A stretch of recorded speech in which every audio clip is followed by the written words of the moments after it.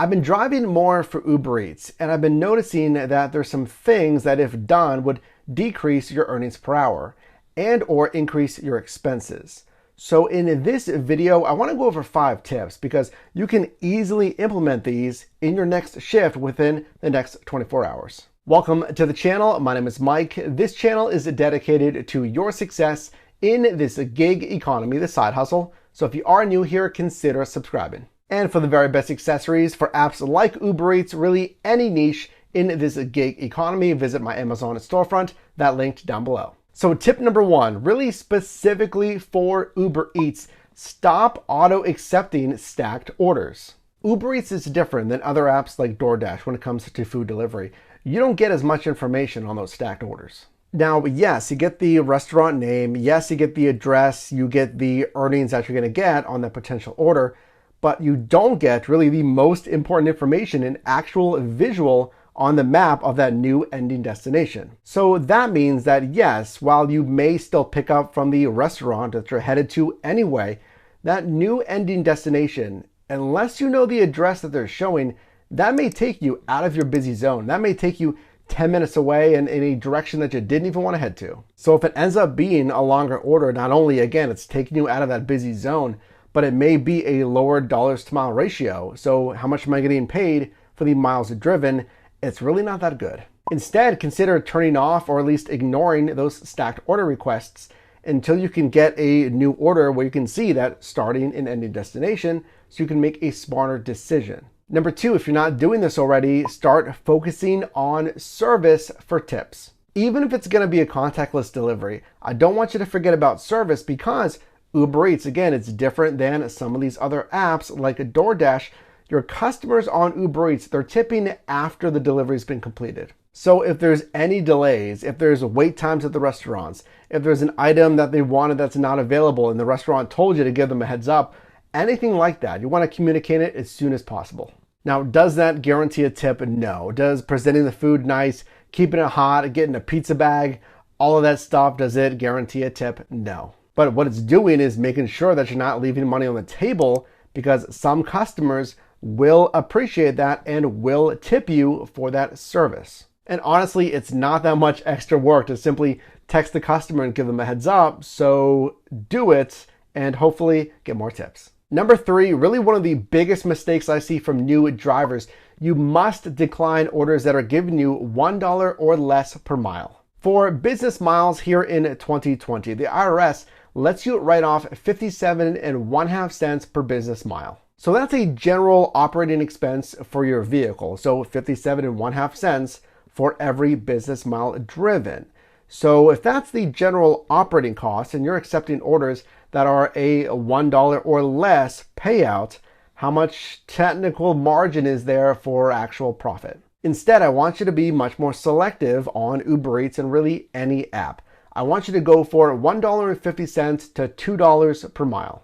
Now, if you're thinking, well, Uber Eats really doesn't give me that stellar orders, then I need to ask you, why are you solely driving on Uber Eats? Make sure you're also comparing with other food delivery apps. Number 4, another big mistake I see from new drivers is you need to take advantage of any Boost or Quest bonuses. Both are bonus pay options on Uber Eats. Quest, you need to complete a certain amount of deliveries and then you get a bonus. For Boost, it's for every single delivery. So with Boost, if it's 1.2 or 1.4, those are multipliers, just multiplying your base pay. So try to predict when is there going to be any kind of bonus pay. And again, another reason to drive on different apps and compare. But Uber Eats specifically, if I asked you when does Uber Eats give the Quest bonuses or any Boost pay, and if you're driving and you're not getting those bonuses, and there's other times where you could probably make more money, consider adjusting that driving shift. Now, I know what you may say, well, what if my marketplace gets 0 Quest or Boost bonuses? Then you need to look at the data and hopefully you're taking some metrics or at least getting an idea of how your market performs. Then you're going to look at demand levels. So if we can't rely on any bonus pay, then we're going to switch again to demand levels. Okay, well, Monday, Wednesday, Friday, 6 p.m., 4 p.m., when is the best time statistically to drive? That, and you can also look at metrics for your marketplace. With Uber Eats, you can drive anywhere in your marketplace. Is it better to drive right here in your home segment? Should I drive 5 minutes away? Should I drive 10 or 15 minutes away? Maybe a different clientele base, maybe different restaurants that have higher order totals, which would hopefully mean more tips. And tip number 5, a massive point about efficiency, you need to find really the most dense area in your marketplace. And that is not just dense as far as how many restaurants are in this general area. That's dense, hopefully, with customers as well. Now, if there's a ton of restaurants, but there's not a ton of customers nearby, maybe they're a 5 minute, 10-minute drive away, that's decent. Now, if there's a ton of customers and not a lot of restaurants, well, that's kind of the other side of the coin there. A real home run is if you can find an area with both. Really tons of plazas or restaurants, ideally in just one strip, and a lot of houses, condos, apartments as well that are pretty close by. So what that's going to do is, number one, keep you busy because you're in a dense area. It doesn't matter if there's even more drivers because you got a ton of restaurants to pick from. Number two, it's going to keep your miles short. So whenever you're driving, consider, okay, the equation, it is revenue, but it's also expenses. So if I'm making a lot of revenue from, hopefully, again, bonuses, quests, I'm making a lot of revenue because I'm busy, I can complete a lot of deliveries per hour because, again, I'm in a dense area.